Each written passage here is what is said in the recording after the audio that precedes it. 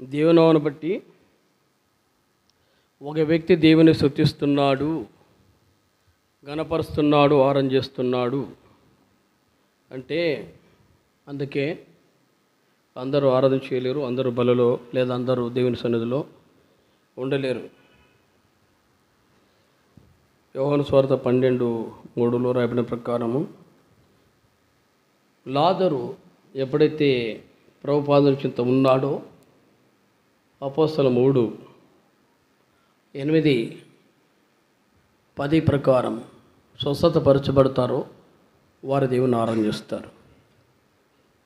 33 కీర్తన 1వ వచనం ప్రకారం ప్రభువును మౌనంగా ఆరాధన చేస్తూ వస్తారు. కీర్తన 40:9-10 ప్రకారము సమాజంలో దేవుణ్ణి కీర్తిస్తూ వస్తారు, గణపరుస్తూ వస్తారు. ఈ అనుభవం అందరూ ఆరాధన చేయలేరు కాబట్టి 33:1 ప్రకారము మౌనంగా ఉన్న ప్రభుని స్తుతి చెల్లించుట. కీర్తన 33:1 ప్రకారం సమాజంలో దేవుణ్ణి కీర్తించుట. నెంబర్ 1 ఇప్పుడు ఆరాధన చేస్తూ వచ్చాను. దేవునికి ఎంతైనా స్తుతులు చెల్లించుట అదెంతైనా భాగ్యం. ఎందుకంటే అందుకే మరి ఇప్పుడే మనం చూసాం, మొన్న నిన్ను స్తుతించున్నా, అది నీ సత్యం గురించి వివరించున్నా. కాబట్టి మన్ను ఎవరు అంటే మట్టివారుగా దేవుని స్తుతించలేరు. దేవుని స్తుతించాం, ఆరాధన చేస్తూ వచ్చాం. సమయం చాలక ఆరాధన చేయవారు కూడా ఆమెనన్నారు. కానీ 3వ తరం ఒకటి ఉంది. 3వ తరం వారి జీవితం అంతా ఎట్లా ఉంటుందంటే అపోస్తలు 3వ అధ్యాయంలో మాట చూస్తాం. అపోస్తల కార్యములు నా తలం పేరు ఉంది. అపోస్తల కార్యంలో 3వ అధ్యాయం మొదటి 2 వచనాలు చదవండి.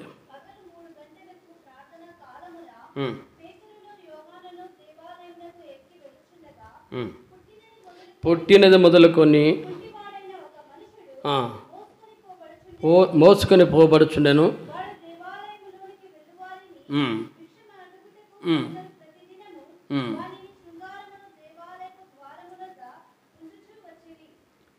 మీ మధ్య ప్రార్థన చేస్తున్నప్పుడు అంటే కొద్దిగా కొత్త వ్యక్తులు పరిచయాలు అవుతున్నారు. మాకంటే సీనియర్స్, పెద్దోళ్ళ వయసులో 2 కుటుంబాలుగా దేవుని ఎరిగిన కుటుంబాలు అంటే వారి తండ్రులు మొదలుకొని మనకైతే 2వ తరం, నాకైతే మరి మా పిల్లలకైతే అది 3వ తరం. వారికి ఇంకా మా దాంట్లో ఒక వ్యక్తి ఉన్నాడు. మా తాతలు అంటే ఎప్పుడు బ్రిటిషుల కాలం నుండి ప్రభు నమ్ముకున్నామన్నాడు, అంటే క్రైస్తవులు అన్నాడు. బ్రిటిష్ కాలం మొదలుకొని అంటే 40 ఏళ్ళలో స్వతంత్రం వచ్చింది. అంతకుముందు తరాల నుండి దేవుణ్ణి ఎరిగిన కుటుంబాలు ఉన్నాయి. కానీ ఈ రోజుకి రక్షణ లేదు. ఆ వ్యక్తికి ఈ రోజుకి రక్షణ లేదు. అన్నీ ఉన్నాయి. ఇక్కడ అపోస్తల 3:2 రాయబడిన ప్రకారం వాడు దేవాలయంలోనికి వెళ్ళి వారిని భిక్షమడుటకును కొందరు ప్రతిదినమును వారిని శృంగారు దేవులను ద్వారం మీదకు ఉంచుతొచ్చారు. అంతే. భిక్షం అంటే ఏముండవు, వాడు కూర్చోవలసిందే, అడక తినాల్సిందే. ఇది ఈ రోజుల్లో ఉండే అనుభవం. అలాంటి వారు ఆరాధన కావచ్చు, ప్రార్థన కావచ్చు, ఏమి చేయరు. వారి బ్రతకంతా అంతే. వచ్చేవారిని అడగాలి, తినాలి. ఏం బోధ చేయడు, ఏమి చేయడు. ఈ స్థితి బాగుపడేంత వరకు. బాగుపడిన తర్వాత వాడు మౌనంగా ఉండలే. గంతలు వేశాడు, నడిచాడు, స్తుతించాడు, ఆరాధించాడు. ఈ జీవితం ఎవరికైతే ఉంటుందో అది ప్రార్థన కావచ్చు, ఆరాధన కావచ్చు చేస్తారు. సరే, మనము పల్లెలో పాలు పొందుకు మునుపు యోహాను సువార్త 15వ అధ్యాయం. యోహాను సువార్త 15వ అధ్యాయం. యోహాను సువార్త 15వ అధ్యాయం మొదటి 4 వచనాలు మార్చి చదువుకుంటాం. నేను నిజమైన ద్రాక్షవల్లిని, నా తండ్రి వ్యవసాయకుడు.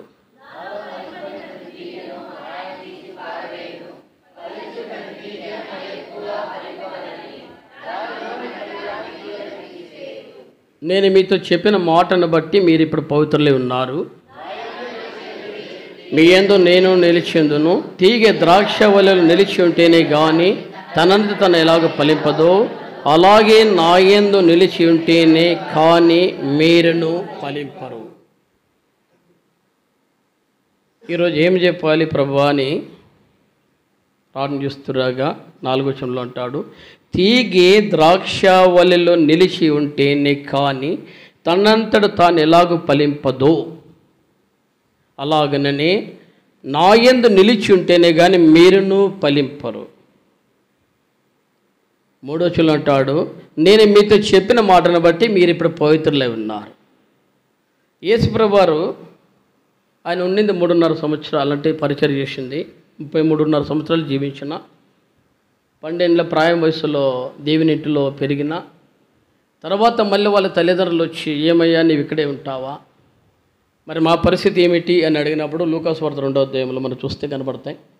అక్కడి నుండి 30 సంవత్సరాలు అంటే ఇంచుమించు 18 సంవత్సరాలు ప్రభువు ఎక్కడున్నాడు అంటే ఇంటిలో ఉన్నట్లు చరిత్రకారులు తెలియజేస్తూ వచ్చారు. తర్వాత ఆయన బాప్తిసం తీసుకొని 30 సంవత్సరాల తర్వాత దేవుని అంటే ఎక్కువగా తల్లిదండ్రులకి లోబడుతూ 3.5 సంవత్సరాలు ప్రభును వదిలి జీవించలేకపోతూ వచ్చాడు. అదే తల్లిదండ్రులు కూడా అడిగి ఏమయ్యా మమ్మల్ని వదిలిపెట్టావు, మరి మా పరిస్థితి ఏమిటి అని వాళ్ళ తల్లి అడిగినప్పుడు కూడా, అమ్మ మీరెవరు నాకు తల్లి నాకు తండ్రి, నా యొక్క తండ్రి ప్రకారము వారి మాట ప్రకారం నిన్ను వీరే నాకు తల్లి తండ్రి అని అక్కడ కూర్చున్న వారిని గురించి చెప్పాడు. అంటే అర్థం ఏంటంటే ఆయన చేసిన 3.5 సంవత్సరాల సేవలో తర్వాత అంటే 3.5 సంవత్సరాల తర్వాత అంటే ఈ ప్రభువును నమ్ముకొని ఆయన వెంబడించిన వారి నుండి ప్రభు సేవ జరగటం అనేది ఆయన కోరుకుంటూ వచ్చాడు. దాన్ని బట్టి అంటాడు, నేను నిజమైన ద్రాక్షావళిని, నా తండ్రి వ్యవసాయకుడు, నాలో ఫలింపని ప్రతి తీగను ఆయన తీసి పారివేను, ఫలించు ప్రతి తీగ మరెక్కువగా ఫలింపవలెనని దానిలోని పనికిరాని తీగలను ఆయన తీసివేయను.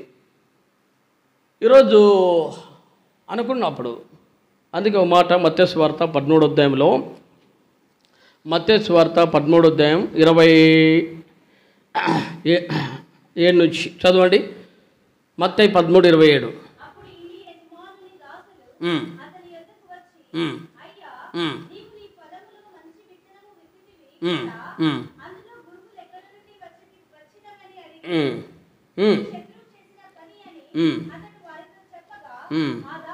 ఆ దాసులు వెళ్ళి వాటిని పెరిగి కూర్చోడం నీకు ఇష్టమా అని అతను అడిగిరి. అందుకతడు వద్దు, గురుగులను పెరుగుచుండగా. ఈ రోజుల్లో అంతే కొన్ని కార్యాలు సర్కిల్లో జరుపుకుంటూ వస్తాయి, అంటే సమాజంలో జరుపుకుంటూ వస్తాయి. తప్పదు. ఓ వ్యవసాయకుని అడిగాం, ఏమన్నా మన పరిస్థితి, మేము కూడా ఇక్కడ పరిచయం చేస్తున్నాం సంఘంలో, మాకు సేవకుడు లేడు, కానీ మీరు సేవకులుగా ఇలాంటి పరిస్థితులు చూస్తున్నాం అంటే ఒక కుటుంబాలు దర్శించినప్పుడు రక్షణ లేని వారిని బట్టి వారి జీవితాల్లో ఇంకా ఏమి చేయలేక అన్ని కార్యక్రమాలు, సపోజ్ ఫర్ ఎగ్జాంపుల్ వివాహమే లేదా ఏదైనా దుఃఖకార్యం అంటే ఇంట్లో చనిపోయినప్పుడు ఇలాంటి శుభకార్యాలు జరిగినప్పుడు ఏమన్నా మరి వారిని బట్టి అంటే ఏం చేస్తావు బ్రదర్, వారిని బట్టి అంటే ఎవరు ఫలానా వ్యక్తిని బట్టి అని మనం కార్యాలు చేయక తప్పదు అన్నాడు. కార్యాలు చేయక తప్పదు. అది ఎట్లా అన్నా, అది ఎట్లా, అదే రీజన్ కాదే అంటే తప్పదు. ఎందుకంటే మత్తయి సువార్త 13వ అధ్యాయం 28 ప్రకారము ఇది శత్రు చేసిన పని అని అతడు చెప్పగా దాసులు వెళ్ళి మేము వాటి పెరిగ కూర్చోటం నీకు ఇష్టమని అడిగిరి. అతడు వద్దు, అందుకు అతడు వద్దు, గురుగులను పెరుగుచుండగా వాటితో కూడా గోధుమలు కూడా పెళ్ళగిస్తాం. ఏమొస్తాయి? కార్యాలు చేయకపోయినా ఏమొస్తుందంటే బాగుందిలేవయ్యా కదా. ఒక్క వ్యక్తిని బట్టి పేర్లు చెప్పను కానీ వారి కుటుంబమే అంటే ఆపోజిట్ వ్యక్తిని బట్టి కుటుంబమే దేవుని నీళ్ళు మానుకుంది. ఒక్క వ్యక్తిని బట్టి ఆపోజిట్ ఆ వ్యక్తి వీరికి అనుకూలంగా లేడని కొన్ని విషయాల్లో వారు ఏంటి వ్యక్తిగతమైన సమస్యలు అంటే కుటుంబ సమస్యలు, ఆస్తిపాస్తుల సమస్యలకి అది తీసుకొచ్చి సంఘములో మాకు ఆ వ్యక్తి ఇట్లా మాకు న్యాయం చేకూర్చలేదు, అది మాకు సంబంధం కాదు కదా, సంఘానికి సంబంధం కాదు కదా అంటే మరి మీరేం చెప్తారు అన్నారు. మేమేం చెప్తాం? మీ ఆస్తిపాస్తులకి, మీ యొక్క స్థిరాస్తులకి, మీ యొక్క పంచుకున్న దానికి మేమేం చేస్తాం? ప్రభు కూడా అన్నాడు, మాకు మధ్యవర్తిగా పెట్టింది దేవుడు అన్నాడు, మాకు సంబంధం అంటే అయితే మేము మందిరానికి రామయ్య, ఆ వ్యక్తి బతుకున్నంత వరకు అన్నాడు. ఆ వ్యక్తి బ్రతుకున్నంతకు మందిరానికి రానన్నాడు. అట్లే అయిపోయాడు. అర్థమైంది అనుకుంటా. అతని ఫ్యామిలీ బయోడేట కూడా ఏదో కొద్ది మంది వారి జనరేషన్లో 1+1+ అట్లా. అంటే కొద్దిగా అర్థం కావాలి. అంటే ఒక వ్యక్తిని బట్టి కుటుంబమే బ్యాడ్ డిప్రెషన్స్ వస్తాయి. అందుకే ప్రభు అంటాడు ఏంటంటే వద్దు గురుగులతో పెరుగుచుండగా వారితో కూడా ఒకవేళ గోధులు పెళ్ళగించరు, కోతకాల వరకు రెండిని ఎదగనియడి, కోతకాలం మందు గురుగులను ముందుగా కూర్చి వాటిని కాల్చి పెట్టుకు కట్టలు కట్టి గోధుమలు కొట్టలు చేర్చి పెట్టడని కోతకాలం చెప్తుంది. అంటే ఎప్పుడు కోతకాలం వరకు. అందుకే యేసుప్రభు అన్నాడు యోహాను సువార్త 15:15 ఏంటంటున్నాడు? 15వ అధ్యాయంలో జ్ఞానం చేస్తుంటాడు, నాలో 2 నాలో ఫలింపని ప్రత్యేకనని తీసి పారివేను, ఫలించు తీగే మరి ఎక్కువగా ఫలింపవలనని పనికిరాని తీగలను తీసివేస్తాడు. ఎప్పుడు అర్థమవుతుంది? ఆత్మీయంగా ఉన్నవానికి అర్థమవుతుంది. చెప్తున్నా కదా, ఒక వ్యక్తిని అంటే మామూలుగా అడిగినప్పుడు ఏమన్నా అంటే ఇప్పుడు వాళ్ళు మమ్మల్ని ప్రశ్నలు అడుగుతున్న వాళ్ళకి ఆన్సర్ చెప్తున్నాం. అంటే మాకంటే సీనియర్స్ అంటే వయసులో, 2 ఫ్యామిలీస్లో అంటే జనరేషన్లో కుటుంబ పరంగా వారు క్రైస్తవ కుటుంబాలుగా మాకంటే ముందు నుంచి ఉన్నారు తరాల నుంచి. కానీ ప్రార్థనలో కావచ్చు, వాక్యంలో కావచ్చు, పరిచర్లు కావచ్చు వెనుకబడి ఉన్నారు. కారణం ఏంటంటే ప్రభువును వెంబడించుట్లో ఫలాభివృద్ధులు లేవు. ఇవి మీకు అర్థం కావాలంటే కొద్ది కష్టం, కానీ నా తలంపు లేరు. ఇక్కడ ఒక మాట మనం చూస్తున్నాం. ఇక్కడ అంటాడు ఎందుకు ఆయన ఈ మాట అంటూ వచ్చాడు, ఫలించే తీగ ఫలింపనట్లు పనికిరాని తీగలను ఎందుకు చేసివేయాలి? ఈ పనికిరాని తీగల విశేషాల్లో ఇక 4వ అంటున్నాడు, నా యందు నిలిచుండే మీ యందు నేను నిలిచుందో తీగ ద్రాక్షలో నిలిచుంటాను కానీ తను ఎలా ఫలింపదో అన్నాడు. నా యందు నిలిచి ఉండాలి. ఈరోజు ప్రభులో నిలిచి ఉండడానికి ఏమి యథార్థంగా బోధలు చేస్తుంటే ఎట్లయిపోయిందంటే నార్మల్ అయిపోయింది. అంటే ఎట్లుందంటే చెప్పి ఎట్లుండదు కుష్ఠరోగికి ఆ రోజులు ఎందుకు వాళ్ళని ఎక్కువగా బయట పెట్టారు అన్నప్పుడు ఇప్పుడంతా పాపం ఎంతో కష్టపడి మదర్ తెరెసా లాంటి వ్యక్తులు, తర్వాత మరి ఆనాడు పెద్దలు జార్జ్ ముల్లా లాంటి దేవుని యొక్క దాసులు ఎంతోమంది పరిచయం చేసి ఇండియా అయితేనేమి నానా రకాల దేశాలు అయితేనేమి ఎన్నో రకాలు చేసి మందులు ఆకులు కనిపెట్టి ఇప్పటికి కూడా కుష్ఠరోగుల్ని అడ్రోగులు కానీ స్వీకరిస్తున్న ప్రదేశాలు ఉన్నాయి. నువ్వు హాస్పిటల్కి వెళ్ళి రైల్వే హాస్పిటల్కి అక్కడ కూడా కుష్ఠరోగులు తర్వాత టీబీ పేషెంట్లు అవుట్ పేషెంట్లు కానీ స్వీకరిస్తూ వస్తారు. వారి యొక్క రోగ బాధలు ఎట్లుంటాయి తెలుసా? కుష్ఠరోగులకి ఆ రోగం ఎప్పుడైతే వచ్చిందో ఆ రోగం యొక్క లక్షణాలు వానికి చర్మంలో రక్తము ప్రసరం అవుతూ ఉంటుంది. బాగా గమనించాలి. అంటే వానికి రక్తము చర్మంలో నుండి ప్రసరం అవుతూ ఉంటుంది. కానీ ప్రసరమయ్యే ఆ భాగము రక్తంలో రన్ అవుతుంటుంది. కానీ ఆ యొక్క ఎక్కడైతే కుష్టు అనే ఆ రోగం బలపడుతుందో ఆ బలపడిన ఆ రోగంలో ఉన్న ఆ యొక్క పొజిషన్ అంటే ఆ యొక్క ప్లేస్ భాగం అంతా కూడా డెడ్ అయిపోతాయి. అంటే చలనం లేకుండా అయిపోతాయి. రక్త ప్రసరం అయిపోతుంటుంది. ఆ భాగం వానిలో కదలికలు అనేది తెలియదు అనమాట. ఒకవేళ వాడిని సూది పెట్టి దెబ్బలు పెట్టి వాడిని పొడిచినా కూడా రక్తం బయటకు వస్తుంటే కూడా మనకు నొప్పి కలగదు. దాని యొక్క లక్షణాలు అది. అంటే ఆ లక్షణాలు ఈ రోజుల్లో ఆత్మీయ జీవితాలు ఎన్నిసార్లు వాక్యం చెప్పినా ఎట్లెట్టుందంటే ఇవి చెప్పి రక్తం మీకు బయటకు వస్తున్నా కూడా రోగం యొక్క లక్షణము ఆ పొజిషన్ అంటే ఆ భాగం అది డెత్లో తీసుకొచ్చి అంటే రక్త ప్రసరణ నిలిపింది కాబట్టి అంటే రక్త ప్రసరం అవుతుంటుంది కానీ నొప్పి అనేది తెలుకుంటుంటుంది. కాబట్టి ఇప్పుడు రోజుల్లో ఆత్మీయ స్థితిలో అట్లే ఉంటున్నాయి. కనులకు మరుగైతాయి, వాక్యం అర్థం కాదు, ఆత్మీయ జీవితంలో మెలుగులు కరావు.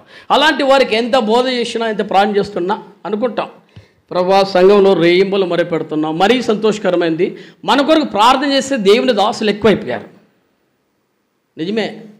బెర్షెబాతో అనుకూల సంబంధం ఉన్నప్పుడు అంటే గుంటకల్ బెర్షెబాతో అనుకూల సంబంధం ఉన్నప్పుడు లోకల్గా కొద్దిమందే పరిచయస్తులు లోకల్గా వాళ్ళు ఇప్పటికి మనకి అంటే లేరని గారు కానీ చాలామందిని అడుగుతూ వస్తున్నాం. అన్న మేము రాకపోని మీ కొరకు మేము ప్రాణం చేయవారు ఉన్నాము. వాళ్ళు మానుకుని చేస్తున్నారు కాదని చెప్పాం. 2 ఎప్పుడైతే బెర్షెబాతో అనుసంబంధం మనం అంటే గుంటకల్ కడప బెర్షెబాతో మనం అనుసంబంధం ఏర్పడిందో అక్కడి నుండి దాదాపు సర్కిల్ అంటే తెలంగాణ తర్వాత మరి తమిళనాడు తర్వాత మరి అనేక రాష్ట్రాలు అంటే మణిపూర్ లాంటి ప్రాంతాలు ఇంకా తెలంగాణ ఆంధ్ర ప్రాంతాలు అనేక జిల్లాల వైడ్గా మనకు ప్రార్థన చేసే దేవుని దాసులు ఉన్నారు. వారు ప్రార్థన చేసింది కాకుండా వారి సంఘంలో కూడా మనకు ప్రార్థన చేస్తూ వస్తున్నారు. 2 మూడవదిగా మన మధ్య నూతనంగా ఏర్పరచబడిన కుటుంబాలు ఉంటాయి చూడు. అంటే ఎవరైనా వివాహమై తర్వాత వాళ్ళు కుటుంబాల్లో మన కుటుంబాలకి టచ్లోకి వచ్చినప్పుడు వారు మన కొరకు ప్రార్థన చేస్తూ వస్తుంటారు, మనం వారు చేస్తూ ఉంటాం. అంటే ఇంతమంది ప్రార్థన చేస్తూ వస్తున్నా, ఇంతమంది ప్రార్థన చేస్తూ వస్తున్నా ఫలాభివృద్ధి అనేది, ఎందుకంటే దైవిక విధానమును మన జీవితాల్లో నేర్చుకోలేకపోతున్నాం, చాలా డెడ్ పొజిషన్లోకి వస్తున్నాం. ఎందుకు ప్రభా మేము రేయిబలు మొరపెడుతున్నాం, ప్రార్థన చేస్తూ వస్తున్నాం, ఆత్మీయ సంగమంగా మేము చూడలేకపోతున్నామంటే దుఃఖకరమైన జీవితాలు ఈ దినాల్లో ఉంటున్నాయి. కాబట్టి మధ్యాహ్న కాలపేళ ప్రభులకు జ్ఞాపిస్తుందంటే, ఇప్పుడు చూడండి యెషయా గ్రంథం 5వ అధ్యాయం కొన్ని మాటలు చూసుకుంటూ వస్తాం, మన సమయం తక్కువగా ఉంది. ప్రవక్త అయిన యెషయా గ్రంథం 5వ అధ్యాయం మొదటి నుంచి చదవండి.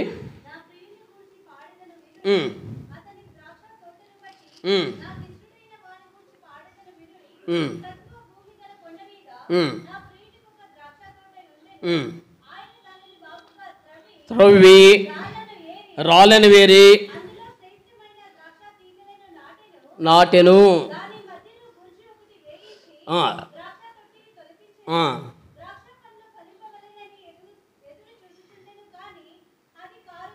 ఈ రోజుల్లో అదే వచ్చేది. ఇక్కడ ఎంత చేశాడు, 2వ వచనంలో అంటాడు, బాగుగా దాన్ని బాగుగా త్రవ్వి రాళ్ళని ఏరి అందులో శ్రేష్ఠ ద్రాక్ష తీగలు నాటించాను.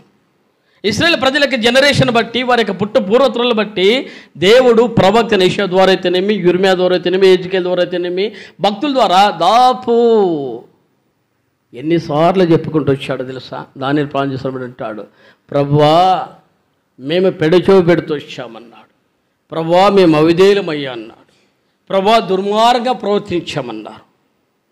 ఎంత దేవుని సన్నిధి నుండి వారు దూరం అయిపోతూ వచ్చారంటే, అందుకంటాడు. సపోజ్ ఇప్పుడు చూస్తాం వారి యొక్క జనరేషన్ అంటే వారికి పూర్వోత్తరాల్లో నెహెమ్యా గ్రంథం 9వ అధ్యాయం 7-8 వచనాలు.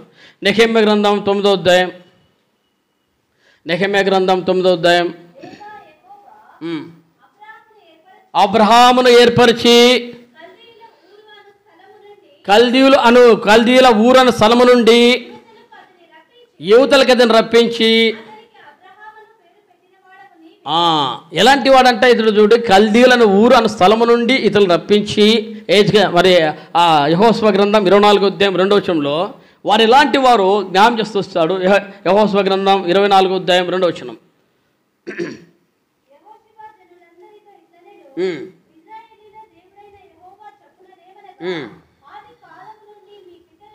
ఆది కాలం నుండి మీ పితరులు అనగా అబ్రహామునకును నాహోరునకును కుటుంబీకులు అది వాళ్ళ జీవితం అంటే ఇతర దేవతలు అంటే విగ్రహార సంబంధమైన వారిని దేవుడు ఏర్పాటు చేసుకున్నప్పుడు అబ్రహాముని ఏర్పాటు చేసుకుంటూ వచ్చాడు. అంటే అబ్రహాం కంటే ముందు లేరని కాదు, కానీ అక్కడి నుండి ఎక్కువ దేవుడు ఆ వ్యక్తిని గురిపెట్టాడు. ఫర్ ఎగ్జాంపుల్ ఇండియాలో దాపు తోమా అంటే మన ఇండియాకు వచ్చిన నాటి దినాలు మొదలుకొని, అంటే క్రీస్తు మొదటి శతాబ్దం దినాలు మొదలుకొని ఎంతోమంది దేవుని దాసులు ఎక్కువగా పరిచయం చేశారు, కాదని చెప్పాం. ఎంతోమంది కాటన్ దొర లాంటి వ్యక్తులు, పరిశుద్ధులు ఎంతోమంది దేవుని సేవ చేసి వాళ్ళు కూడా మన కొరకు మాదిరికరంగా చెప్పారు. ఈ రోజుల్లో దౌర్భాగ్య జీవితాలు ఏమిటంటే, ప్రభు యొక్క సేవ చేసిన వారిని వదిలిపెట్టి, ఫర్ ఎగ్జాంపుల్ చెప్దాం, మనకి ఎవరు మరి విలియం కేరీ ఆ రోజుల్లో వివాహమై ఎమ్మన్నే భర్త చనిపోతేనే సతీగమనం అమ్మని చేసుకుంటూ వచ్చారు. దాన్ని చూశాడు విలియం కేరీ గారు. దాని విషయంలో వారితో కొట్లాడి వాదించి దెబ్బలు తిని అవమానాలు పొంది ఆ యొక్క మరి దాని నుంచి ఎంతో పోరాడి సతీగమనం అనేది రద్దు చేయడానికి దాదాపు దేశములంతా కదిలిస్తూ వచ్చాడు, ప్రాంతాలు కదిలించాడు. ఆయన పేరు తీసేశారు. చేసింది ఆయన కింద పనిచేస్తున్న వారి పేర్లు పెట్టి ఈరోజు ఇండియాలో వారి కింద పనిచేస్తే అంటే వారిని పిలిచి సమాజంగా ఏర్పరిచి, అయ్యా మీరు మాకు సపోర్ట్ ఏంటంటే వారిలో ఉద్రేకం పెంచి సపోర్ట్ ఇచ్చిన ఆ వ్యక్తుల యొక్క పేర్లు ఇండియాలో టాప్ చేశారు. అలాంటి వారిలోనే రాజా రామ్మోహన్ రాయ్ ఇలాంటి వ్యక్తులు. అంటే ఇలాంటి నేను ఎందుకు చెప్తున్నట్టే తప్పని కాదు, కానీ ఎంతోమంది కాటన్ దొర లాంటి వ్యక్తులు ఎంతోమంది ఈరోజు మనకు మరి ఇవన్నీ నిలబడిపోతున్నాయి. ఇప్పుడు సపోజ్ మనం ఏదైనా ఒక బంగ్లా ఒకటి మరి ఏది అంతస్తులు కడుతున్నాం, 6 అంతస్తులు 7 అంతస్తులు, అంతెందుకు రైల్వే బ్రిడ్జి గుంటుకల్లో దాన్ని పడుకోవడానికి చేతగాక పక్కన లైన్ చేసుకున్నారు. పోనీ డిఆర్ఎం ఆఫీస్ పక్కన వేశారు. ఇప్పుడున్న రైల్వే లైను ఇప్పుడు పోతున్న ట్రైన్స్కి యొక్క వేగాన్ని తగ్గించారు. కారణం తెలుసా? అంత రన్ మూమెంట్ తట్టుకునే శక్తి ఇప్పుడు గట్టి కట్టడాలకు లేవు. మరి అప్పుడు ఎట్లా కట్టారు? ఇప్పుడైతే టెక్నాలజీ పెరిగింది. ఆ రోజుల్లో కట్టిన విధానం అంతా పాపులర్. వారికి దేవుడు అంత జ్ఞానం ఇచ్చారు, అంత పక్కన పెట్టారు. దౌర్భాగ్య జీవితం అంటే నేను చెప్పని కాదు, కానీ ప్రభులో ఎవరు చేస్తే వాళ్ళ గురించి మనము చెప్పాలి. అట్లా దేవుని సేవ చేసి కొంతమంది చేస్తూ వచ్చారు. అలాగే చేస్తున్న వ్యక్తుల్లో ఎవరైతే భక్సింగ్ గారిని ఎక్కువగా పెట్టాడు ఇండియాలో, మనకైతే వారిని గురించి అని కాదు, ఎవరైతే అంతకంటాడు జ్ఞానం చేసుకుంటే ఆశీర్వాదం. రెండవది గణపరచు వారిని, నేను గణపరచునని తెలియజేసిన మాటను బట్టి ప్రభు వ్యక్తిని గణపరిచాడు. అనేక పరిశుద్ధునికి దీవెన దాసులు బిలేమికి, తర్వాత బెల్లిగ్రహం లాంటి వ్యక్తులైతేనేమి అనేకులు మరి ఆయన గురించి వర్ణించారు, తప్పులు చెప్పలేరు. 35,000 సంఘాల పైన ఈరోజు దేశంలో ప్రపంచంలో ఉన్నాయి. ఏ సంఘానికి కూడా ఇంత ప్రతిష్టత లేదు, ఇంత పాపులారిటీ లేదు. కారణము దేవుని గణపరిచాడు. అట్లా అబ్రహాము దేవుని గణపరిచాడు. దేవుని గణపరిచినప్పుడు చూడండి, నెహెమ్యా గ్రంథం 9వ అధ్యాయం 8వ వచనంలో రాయబడింది, అతడు నమ్మకమైన మనసు గలవాడని ఎరిగి. ఒక వ్యక్తిని బలపరచాలి, ఒక వ్యక్తిని ఆశ్రయించాలి.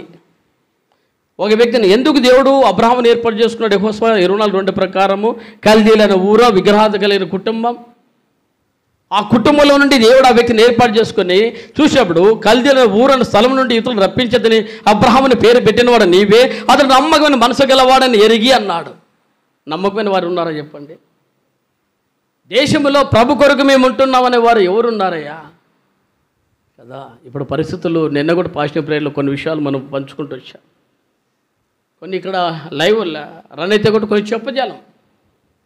అంటే ఎట్లుంటుందంటే యథార్థంగా అప్పుడు కూడా కొన్ని విషయాలు చెప్పడానికి సంశయపడుతూ వచ్చాం, కానీ పరిస్థితులు ఓపెన్ అయిపోయాయి కాబట్టి చెప్పక తప్పలేదు. అంటే ఏంటి? పరిస్థితులు దేశం మొత్తం జరుగుతున్న పరిస్థితులు, ముందున్న పరిస్థితులు కంటి కనబడుతున్నా కానీ చెప్పక తప్పలేదు. అలాంటి పరిస్థితులు వస్తే దేవునిలో నిలబడేవారు ఎవరు? నాకు కూడా అదే భయం. ప్రభా, రేపు మనకి ఎలక్షన్స్ ఉన్నాయి. దాని కొరకు దాదాపు 3 ఏళ్ళ కింద నుంచి ఎక్కువగా ప్లాన్ చేస్తున్నాం. మేమైతే ఎక్కువగా ప్లాన్ చేస్తున్నాం. పరిస్థితులు ఎప్పుడైతే కోరుకోకూడదు తప్పదు వచ్చాయి.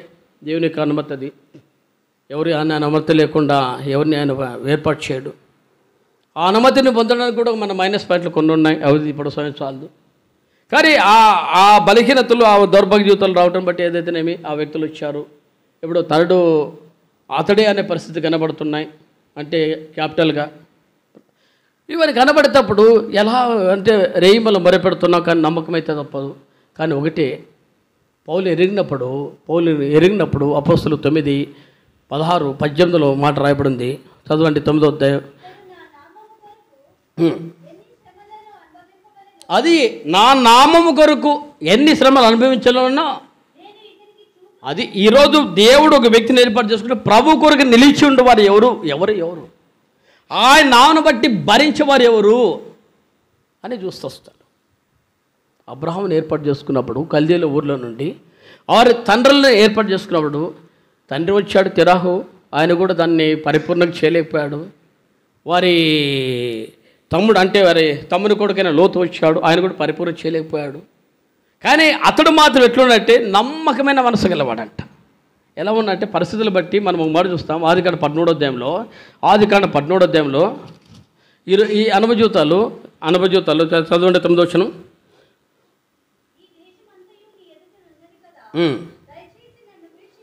ఈ మాట చెప్పాలి, దయచేసి నన్ను విడిచి వేరుగా ఉండు అని మాట చెప్పగలమా? ప్రభు పిల్లలము, దేవునికి అనుకూలమైన వారు మన మధ్య జీవించలేనప్పుడు వారి ఆత్మీయస్థితి దౌర్భాగ్యంగా ఉందని, ఆత్మీయస్థితి ప్రభునకు నమ్మకంగా లేదని ఎరిగినప్పుడు మన మనస్సు కానీ సాక్ష్యం కానీ కనబడుతున్నప్పుడు చెప్పగలమా? చెప్పే స్తోమత కావాలి. అతడు ఇతను నమ్ముకొని వచ్చాడు, అబ్రహాం నమ్ముకొని వచ్చాడు లోతు, అతని భార్య పిల్లలతో వచ్చాడు. అప్పుడు అంటాడు, మనం బంధువులు కాబట్టి నన్ను విడిచి వేరుగా ఉండు అన్నాడు. భర్త అయినా భార్య అయినా పిల్లైనా ఈ తెగింపు అబ్రహాంలో ఉంది. ఈ తెగింపు ఈ సాక్ష్యం అబ్రహాంలో దేవుడు అతను ఏర్పాటు చేసుకున్నప్పుడు చూశాడు. నమ్మకమైన వాడు, మంచి మనస్సాక్షి కలిగిన వాడుగా అబ్రహామును చూస్తూ వచ్చాడు. అందుకంటాడు అతను నమ్మకమైన మనసు గలవాడని ఎరిగి కనానీయులు, హిత్తీయులు, అమోరీయులు, పెరిజీయులు, యెబూసీయులు, గిరాసీయులు అని వారి దేశం అతని సంతతి వారికి ఇచ్చినట్లు అతనితో నిబంధన చేసిన వాడు నీవే. ఒక వ్యక్తి కొరకు ఇంతమందిని తరిమాడంట. అందుకంటాడు అతను నమ్మకమైన మనసు గలవాడని ఎరిగి కనానీయులు, హిత్తీయులు, అమోరీయులు, పెరిజీయులు, యెబూసీయులు, గిరాసీయులు అని వారి దేశమును అతని సంతతి వారికి ఇచ్చినట్లు అతనితో నిబంధన చేసిన వాడు నీవు. దేవుడు అబ్రాహామునకు కదా ఎట్లుంది తెలుసా, అతడు పాలు తేనెలు ప్రవేశించే దేశమును దేవుడు చూపి నీకు వెళ్ళు, నేనే వాళ్ళని పారుదోలుతాను అన్నాడు. పారుదోలాడు అంటే దేవుడు చేసే నిబంధన కదా. మనకు అర్థం కావు. ఎట్లుంటుందంటే ఎట్లా ఉందంటే పైకి భక్తి 80 జీవితాల్లో నార్మల్ అయిపోయినాయి. నార్మల్ అయిపోయినట్టు ఏంది, వాళ్ళకి మన ఒక దేవుని సేవకుడు ఒక మాట అన్నాడు, వాళ్ళకి అవి ఉన్నాయి మనకు పటాల్లో ఉట్లేవు కానీ అన్నాడు. వాళ్ళకి అవి ఉన్నాయి మనకు పటాల్లో ఉట్లేవు అంటే అర్థం ఏంటంటే అన్నీ ఉన్నాయి. ఆచార భక్తి అనేది చదవండి. అది మార్క్స్ వార్త 7వ అధ్యాయం 8వ వచనంలో మాట్లాడినది. మార్క్స్ వార్త 7వ అధ్యాయం 8వ వచనము. మార్క్స్ వార్త 7వ అధ్యాయం 8వ వచనం.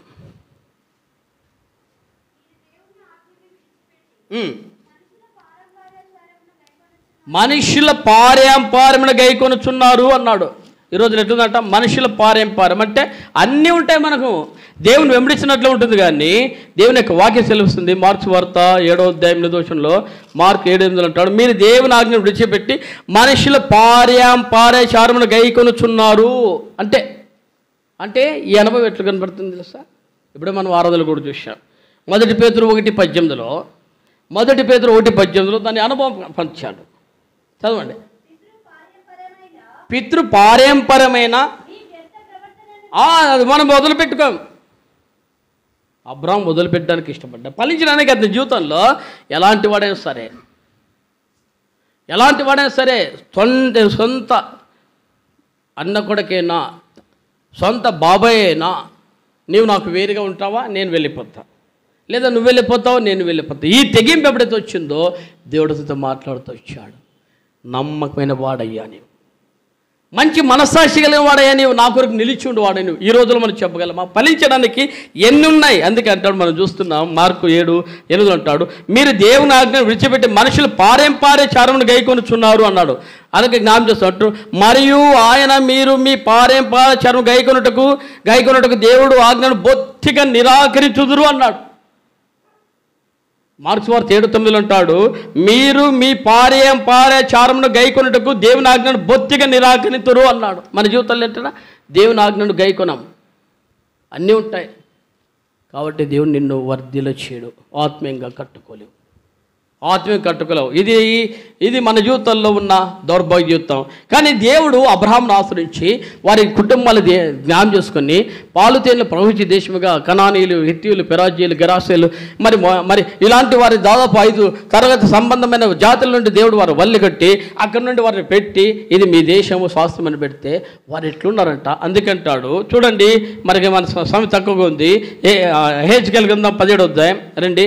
హెజ్కేల్ గ్రంథం 17వ అధ్యాయం 17వ అధ్యాయంలో జ్ఞాపకం చేస్తూ మరి నేను చదువుతాను. మరి 8-5 మరియు ఆ దేశ విత్తనంలో కొన్ని తీసుకుని పోయి గన్నేరు చెట్టును నాటినట్లు విస్తారంగా మీరు పారు నీళ్ళు కలిగి బాగా సేద్యం చేయబడిన భూమిలో దాన్ని నాటెను. అది చిగిర్చి పైకి పెరగగా విశాలముగా కొమ్మతో అది అల్లుకొని గొప్ప ద్రాక్షవల్లి అయ్యను. దాని కొమ్మల పక్షరాజు వైపునకు అల్లుకొనుచుండెను, దాని వ్రేళ్ళు క్రిందికి తన్నుచుండెను. అలాగే నా ద్రాక్ష చెట్టు శాఖోపశాఖలుగా వర్ధిల్లి రెమ్మలు వేసిన అన్నాడు. ఇశ్రాయేల్ ప్రజల యొక్క జనరేషన్లో అంటే ఇశ్రాయేల్ ప్రజల యొక్క పుట్టు పూర్వోత్తరాల్లో వారి దేశంలో చూసినప్పుడు అబ్రాహాముతో వాగ్దానం చేశాడు. కొన్ని వేల సంవత్సరాల తర్వాత దేవుడు హృదయం కఠినపరుచుకునే స్థితికి తీసుకొచ్చారు. దేవుడు హృదయాన్ని కఠినపరుచుకునే స్థితి తీసుకొచ్చి, అయ్యా ఇప్పటికైనా హెజ్కేల్ గారు నువ్వు వెళ్ళి వారికి ప్రకటించి ఈ దేశం వారి మధ్య ఉండదు, వారి మధ్య ఉండదు.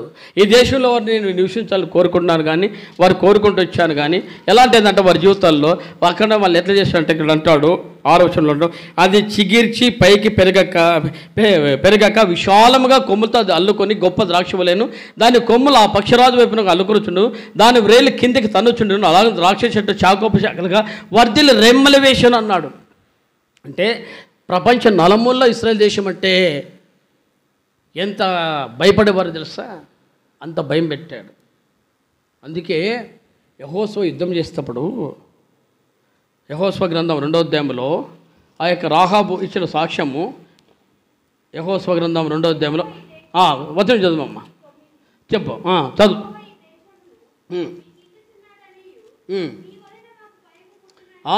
మీ వల్ల మాకు భయం పుట్టిననియు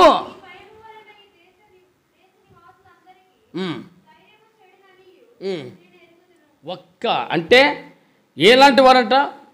దాదాపు 400 సంవత్సరాలు బానిసలుగా ఉన్నారు ఐగుప్తులో. 400 సంవత్సరాలు. 400 సంవత్సరాల తర్వాత బానిసలుగా ఉన్న ఈ జనాంగం దేవుడు వారిని దాదాపు జనాంగంగా ఏర్పరిచి ఎట్లా ఉంటుంది తెలుసా? ఒకసారి ఊహించుకుందామండి. వారి భార్య పిల్లలతో బయలుదేరుతున్నారు. అక్కడేం దేవుడు ఏర్పాటు చేసి సైన్యాన్ని కూడా పెట్టాడు. కాలుబలు 6 లక్షల పైన ఉన్నారు. వీళ్ళు ఒక పక్క మనకి ఇప్పుడు సపోజ్ మిలిటరీ వాళ్ళు ఉన్నారు. మన కుటుంబాలు మన మధ్య ఉంటాయి. తర్వాత వాళ్ళు ఎక్కడో మిలిటరీ వాళ్ళు యుద్ధం చేసి మనకు సేఫ్టీ తీసుకొస్తున్నారు. అంటే వాళ్ళు వదులుకుంటారు. కానీ వాళ్ళు అట్లాంటి పరిస్థితులు కూడా కాదు. ఒకవేళ ఆ దేశపు అంటే అవుట్ బార్లో ఉండి యుద్ధం చేయాలి. యుద్ధం చేసిన తర్వాత మూటములు సర్దుకొని మళ్ళీ పోతూ ఉండాలి. అంటే ఏ దేశంను ఆక్రమించుకున్నంత వరకు ఆ దేశము చుట్టూ సరౌండర్గా వాళ్ళని ఆక్రమించుకోవాలి. ఈ భార్య పిల్లలందరూ చూడాలి. తర్వాత నాయకత్వం ఉంది. ఆ నాయకత్వమైన వారు కూడా దీని విషయాల్లో జాగ్రత్తగా లేగి వారి పక్షాన ప్రార్థన చేస్తూనే ఉండాలి, యాజక ధర్మం చేస్తూనే ఉండాలి, బలులు చేస్తుండాలి. తర్వాత దేవుని యొక్క మందస్థము మరి నడిపిస్తూనే ఉండాలి. ఇన్ని చేస్తూ యుద్ధాలు చేస్తూ ఆ ప్రజలకు భయము ఇతరులకు కలుగుతూ వచ్చిందంటే ఎట్లా ఉండాలి?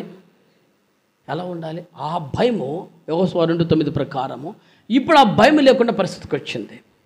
దేవుడు అంటున్నాడు, యెహెజ్కేలుతో అంటున్నాడు 17వ అధ్యాయంలో, యెహెజ్కేలుతో జ్ఞాపకం చేస్తున్నాడు. చూడండి, యెహెజ్కేలు గ్రంథం 17వ అధ్యాయంలో, యెహెజ్కేలు గ్రంథం 17వ అధ్యాయం మరి 13 నుంచి చదవండి. 13 నుంచి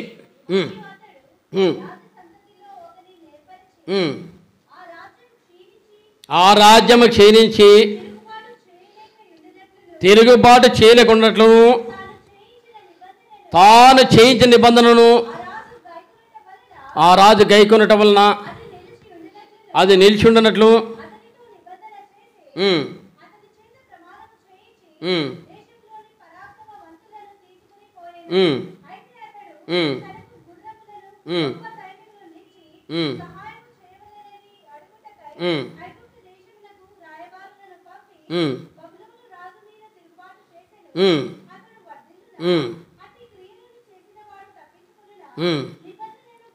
నిబంధనను భంగం చేశాను కనుక అతడు తప్పించుకున్నాడు అన్నాడు. అంటే ఏంటంట? ఇవన్నీ మీకు చరిత్ర అర్థం కాదు. కానీ ఆ దినాల్లో చూసే లోపల హేజ్కేలుతో కానీ ఇర్మియాతో కానీ దేవుడు, తర్వాత ప్రవక్త యెషయాతో కానీ అనేక భక్తులతో కానీ దేవుడు బయలుపరిచాడు.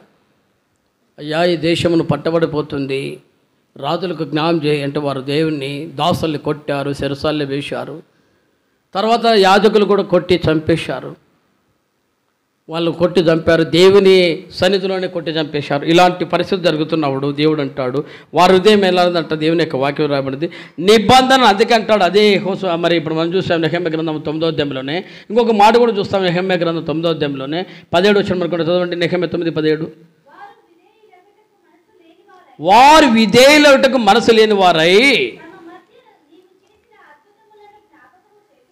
16 అంటాడు, అయితే వారును మా పితరులను గర్వించి లోబడనొల్లకి నీ ఆజ్ఞలకు చెవి ఎక్కకపోయారు. ఈ రోజులు ఏంటంట?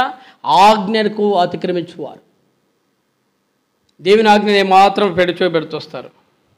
నిజంగా చెప్పాలంటే ఈ స్థలమందు పంపబడిన వాక్యము అంటే దేవుని దాసులు ఎంత ప్రయాసపడుతున్నాం, నిజంగా దాన్ని వారికి ఎంత మనము జీవితాంతము రుణపడినా ఎందుకంటే నేనైతే ఇప్పుడు పరిచర్యకి వెళ్ళాక చాలా రోజులైంది. మనకు కడప నుంచి వచ్చే దేవుని దాసుల రోజుల్లో దానిలో కొల్లాంటి వారు అప్పటికే వారు క్లాస్ 70 దాటింది. అలాంటి వారు కూడా ఇప్పుడు రీసెంట్గా స్టీఫెన్ అన్న కూడా ఆయన కూడా దాదాపు 60 క్రాస్ అయినాయి. అంటే ఇంచుమించు సగటు పెద్ద వయసు కలిగిన వారు ఎప్పుడు అడిగినా కూడా మొన్న కూడా లాస్ట్ సండే వచ్చినప్పుడు కూడా రాత్రంతా పరిచయం చేసి అన్న, అంటే ప్రయాణంలో ఉన్నా అన్న, ప్రభు పని కాబట్టి అట్లా వచ్చా అన్న అన్నాడు. అంటే దేవుని యొక్క వాక్యము మనకి ఎంతగా పంచబడుతూ వచ్చింది. ప్రయాసపడుతున్నారు వారు వయసును స్వీకరించక, అనారోగ్యము ఉన్న ప్రభు పని అని చెప్పి దేవుని కొరకు లోపడుతున్నాం. మన మనిషి నా వరకే చేయలేకపోతున్నాం, కానీ శరీర బలహీనతలన్నీ కొన్ని ధైర్యం చాలక డ్రాప్ అయ్యాను, అంటే నిలబడిపోతూ వచ్చా. ఇది అంత రీజన్ అయితే కాదు, కానీ దేవుని దాసులను లోబడి పనిచేస్తున్నారు. పనిచేస్తున్న దేవుని యొక్క వాక్యాన్ని ఎంత అంటే అందుకంటాడు మరి నెహెమ్యా గ్రంథం 9:16 ఉంటున్నాడు, అయితే వారు మా పితరులను గర్వించి లోబడిన వాళ్ళకి నీ ఆజ్ఞలకు చెవి ఎక్కకపోయి ఈ రోజుల్లో దేవుని మాట విన్నారు. ఎలాంటి దౌర్భాగ్యతల్లో వాళ్ళు వెళ్ళిపోయినారంటే దేవుని యొక్క వాక్యం సెలవుస్తుంది. మరి అందుకే అంటాడు అదే మాట, వారు విధేయులకు మనసు లేని వారై తమ మధ్య నువ్వు చేసిన అద్భుతంలో జ్ఞాపకం చేసుకొనక తమ మనసు నన్ను కఠినపరుచుకొని అన్నాడు. ఈ రోజుల్లో కుటుంబాలు ఎందుకు రావు? అడుగుతున్నామా దేవుని? ఎందుకైనా అడుగుతామా? అపోస్తల కార్యాలు 16 అన్నావు కదా, 30-31 ప్రభుని యేసునందు విశ్వాసం ఉంచి అన్నావు కదా. రెండో మాట అంటాడు, చదవండి 30-31. విశ్వాసం ఉంచుము అంతే చెప్పారా? నువ్వు విశ్వాసం ఉంచమన్నారా? అప్పుడు నీవును అది మనం అడుగుతున్నామా? నేనైతే అడిగినప్పుడు ఎందుకు లోబర్రు అని ప్రశ్నలు వస్తాయి. ఎందుకు లోబర్రు? సపోజు లోతు తీసుకొచ్చాడు అబ్రాహాము గారు, కానీ చెప్పేంత వరకు చెప్పుకుంటూ రావాలి. ఆదికాండం 19:29 పాడు చేసినప్పుడు అబ్రహాముని జ్ఞాపం చేసుకుని మేము కూడా అదే చేసేది, ప్రభువా ఈ ప్రాంతంలో నాకు ఒక కుటుంబం ఇచ్చావు, వాళ్ళకి చెప్పాల్సిందే. వాళ్ళు వినకపోని లోబకపోని నువ్వు చెప్పాల్సిందే, ప్రకటించాల్సిందే. భర్త అయినా, భార్య అయినా, పిల్లైనా, కుమారుడైనా, చిన్న పిల్లోడని చెప్పాల్సిందే. ఏమయ్యా సమయాలకి ఏమి పిల్లోడు కదా, 3 ఏళ్ళ పిల్లోడు లేదా 5 ఏళ్ళ పిల్లోడు బాగా ఫ్రీడమ్గా మాట్లాడుతా అంటే 5 ఏళ్ళు అనుకుందాం అయ్యా. ఏమంటే చూడండి, మొదటి సమయాలు కొందాం 3వ అధ్యాయంలో ఆ మాట దేవుని యొక్క వాక్యం ఎంత స్పష్టంగా మాట్లాడుతూ వచ్చింది. మనం ఎప్పుడైనా చెప్తుంటామా? మొదటి సమయాలు కొందాం 3వ అధ్యాయంలో దేవుని యొక్క వాక్యం తెలుస్తుంది. మొదటి సమయాలు కొందాం 3వ అధ్యాయంలో చదువుకుంటూ వస్తాం. 3వ అధ్యాయం 9వ వచనం.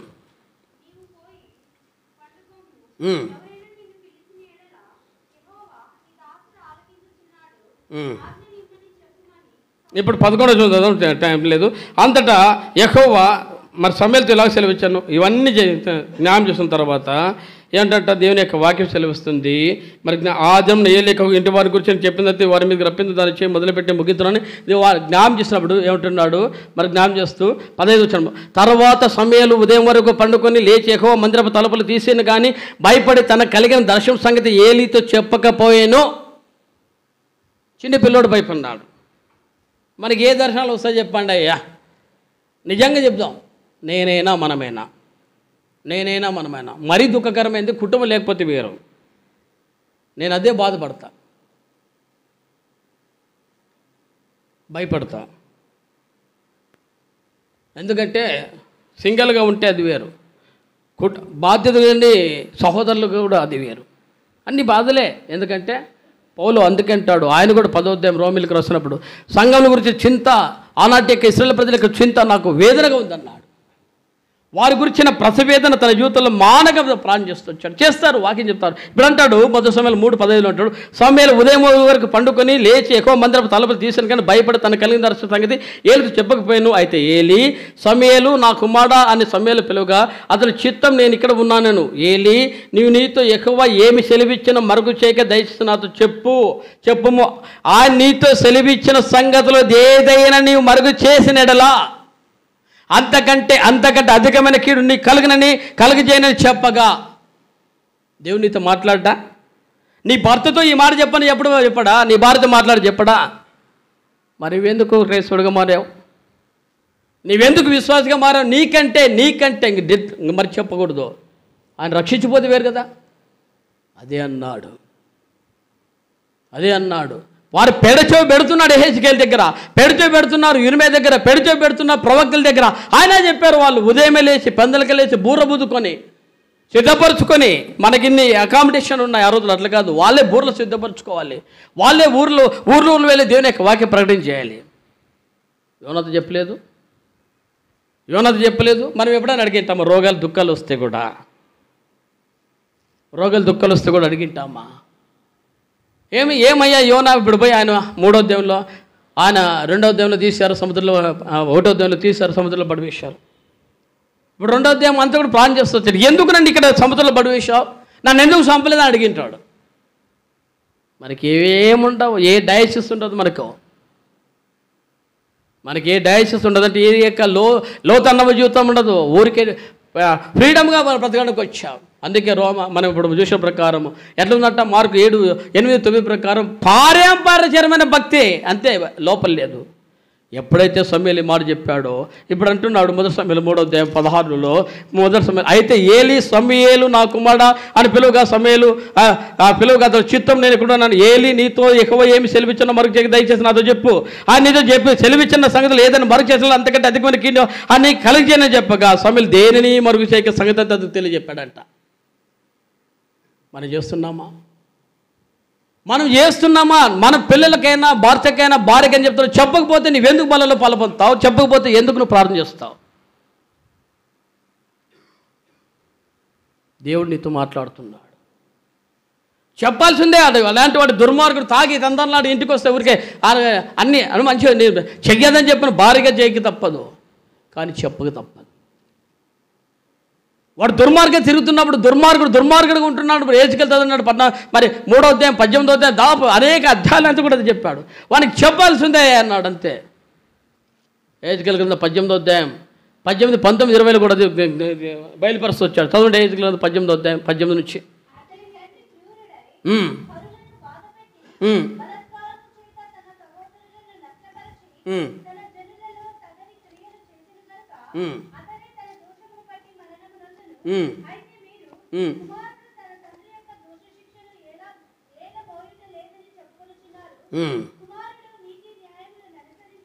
ఇవన్నీ కూడా ఎహెజ్కేలుతో అనేక సందర్భాల్లో వారి యొక్క దుర్మార్గం చెప్పు అన్నాడు, చెప్తూ వచ్చారు వాళ్ళు. యిర్మీయా అంటాడు, ప్రభా నన్ను చెప్తుంటే వాళ్ళు కొడుతున్నారయ్యా అన్నాడు, వాళ్ళు నన్ను గాయపరుస్తున్నారయ్యా, నన్ను వట్టి బాలే వేశారయ్యా కదా. మనమైతే ఏం చేస్తాం? ఒక్కరోజు చెప్పింటామని చెప్పండి అయ్యా. ఏదో మన మాటలు బట్టి నువ్వు బాధపడవచ్చు, మన మాటలు బట్టి. అంటే ఆయన ఒక మాట అన్నా నువ్వు 4 మాటలు నెట్టావు. ఇది కూడా వస్తాయి, లేదను, మరి దుఃఖకరమైంది. కానీ ప్రభు మాటల కొరకు వాళ్ళు శ్రమలు పొందారు, హింసలు పొందారు, గాయపరచబడ్డారు, చంపబడ్డానికి ఇష్టపడ్డారు. అందుకే 2 కొరింథీ 11వ అధ్యాయంలో అనేక అనుభవాలు ప్రభువు వాళ్ళు ఎంత పొందారో చెప్పాడు. మనం ఏం చెప్తున్నాం? కుటుంబంలో చెప్తున్నామా?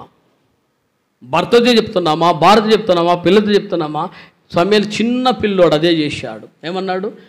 ఏం చెప్పాడట? ఇప్పుడు చదువుతున్నాం 3వ అధ్యాయంలో 18, దేనిని సమూయేలు మరుగు చేయక సంగతంతా అతనికి తెలియజెప్పాను అన్నాడు. చెప్పాలి.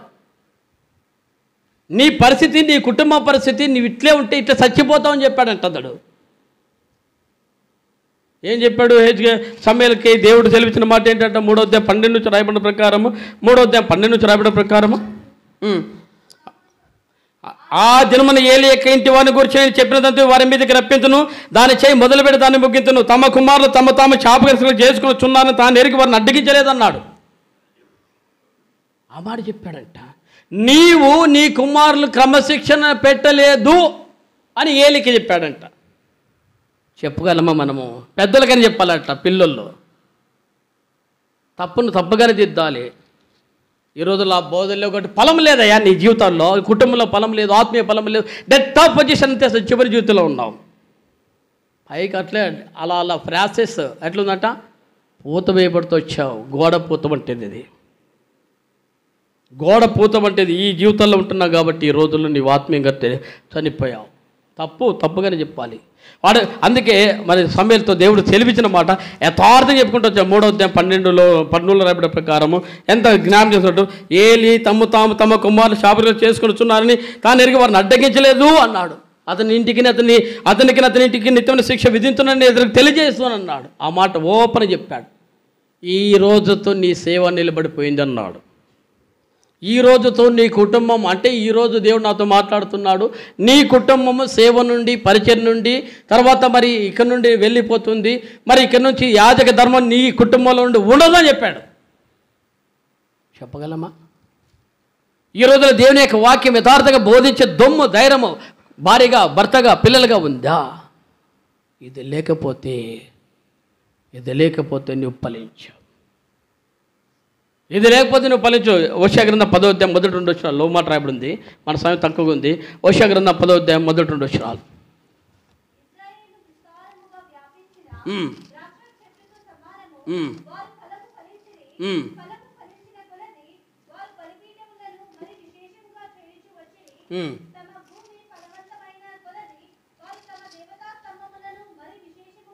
ఏంటంటే దేవుని యొక్క వాక్యం వస్తే విస్తారముగా వ్యాపించిన ద్రాక్ష చెట్టుతో సమాన ఇశ్రాయేలు వారు ఫలించిరి, ఫలము ఫలించగలిగితే బలిపీఠంలో మరి విశేషంగా చేయొచ్చరి, వారి భూమి ఫలవంతమైనది కొలిది వారు దేవతత్వంలో మరి విశేషంగా చేసరి, వారి మనసు కపటమైంది అన్నాడు. అబ్రాహాము మనసు అయితే యథార్థత ఉంది. అబ్రాహాము మనసే నమ్మకమైన మనసు. ఇక్కడైతే వీళ్ళకి కపటమైన వారు. ఈ జీవితంలో దేవుడు నేను వర్ధిల్ల చేయడు. ఈ జీవితంలో నేను వర్ధిల్ల చేయడు. ఈ మధ్యాహ్నం వేళ దేవుడు నీకు బయలుపరిచేది. అందుకే దేవుడు జ్ఞానం చేస్తుంటాడు. ఎలా ఉందంటే, అందుకే ఇంకొక మాట కూడా 4వ అధ్యాయం ఓషియా గ్రంథం 4వ అధ్యాయం 6-7.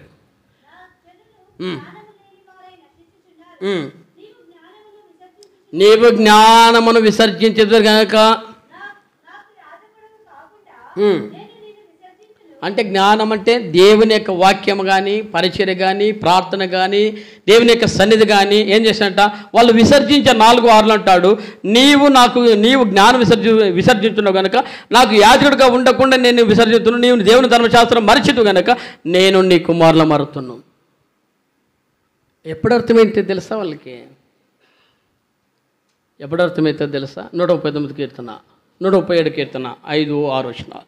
4 మొదటి నుంచి చదువు మంచిది. 137 కీర్తన మొదటి నుంచి చదవండి. 137 130 బబులోను నదిలో కూర్చున్నప్పుడు మనం సియోను జ్ఞాపకం చేసుకుని ఏడ్చుతున్నప్పుడు వచ్చింది వాళ్ళకి దుఃఖం. అంటే దేవుని వదిలిపెట్టి దేవుడు మాట్లాడకపోతే ఒకసారి సమయలన్నా సౌలుని పోయి అడుగుదామండి. సౌలు వారు 40 ఏళ్ళు దేవుని సేవ, 40 ఏళ్ళ రాజరికం నీకుంది, 40 ఏళ్ళు దేవుడు నీతో మాట్లాడుతూ వచ్చాడు. ఎందుకంటే మనము మొదటి సమయంలో 16వ అధ్యాయం మొదటి వచనంలో, మొదటి సమయంలో 16వ అధ్యాయం మొదటి వచనంలో మాట్లాడలేదు. మొదటి సమయంలో 16వ అధ్యాయం మొదటి వచనం.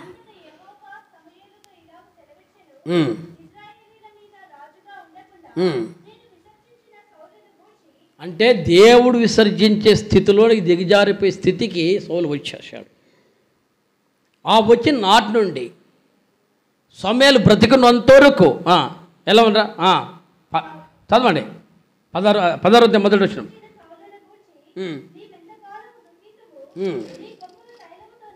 ఇప్పుడు అంటాడు 15వ అధ్యాయం ఆఖరి వచనంలో, అదే మొదటి సమయంలో 15వ అధ్యాయం.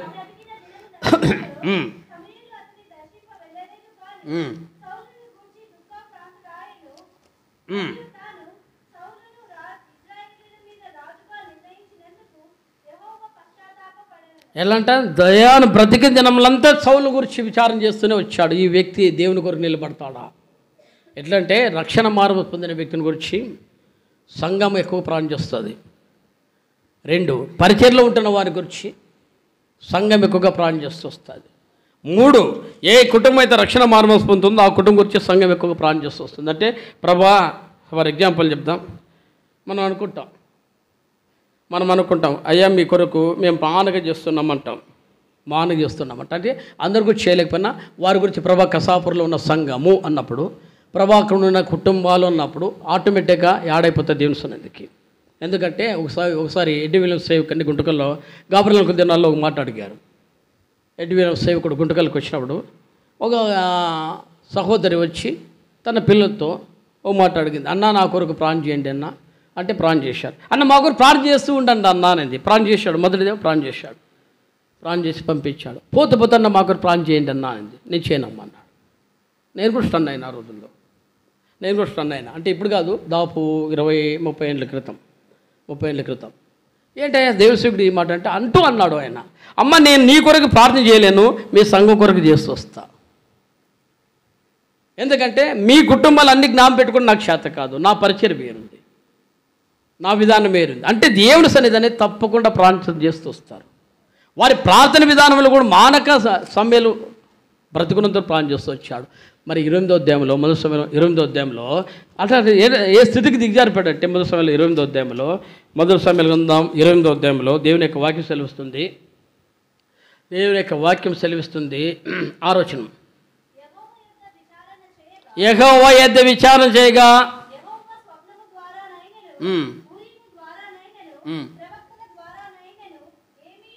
ఇది ఈ రోజుల్లో మన ప్రార్థనలో కూడా ఏం ఫలం ఉండదు.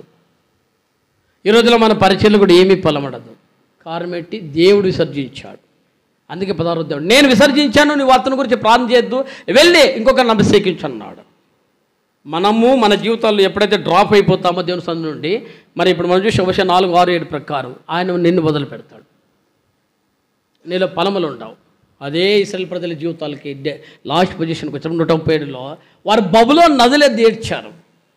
వారు దాన్ని జ్ఞాపకం చేసుకున్నారు. అయ్యా మనము ఆ యెరూషలేములో ఆరాధన ఎక్కడ అయిపోయా, ఆ యెరూషలేములో దేవుని స్తుతించడం ఎట్లా అయిపోయా. మరి నెహెమ్యా లాంటి మహానుభావులు ఎంతో దేవుని సన్నిధిలో, లేదంటే మాటికి ఎంతోమంది మహానుభావులు ఎంతో దేవుని సన్నిధిలో మన కొరకు చేశారు కదా.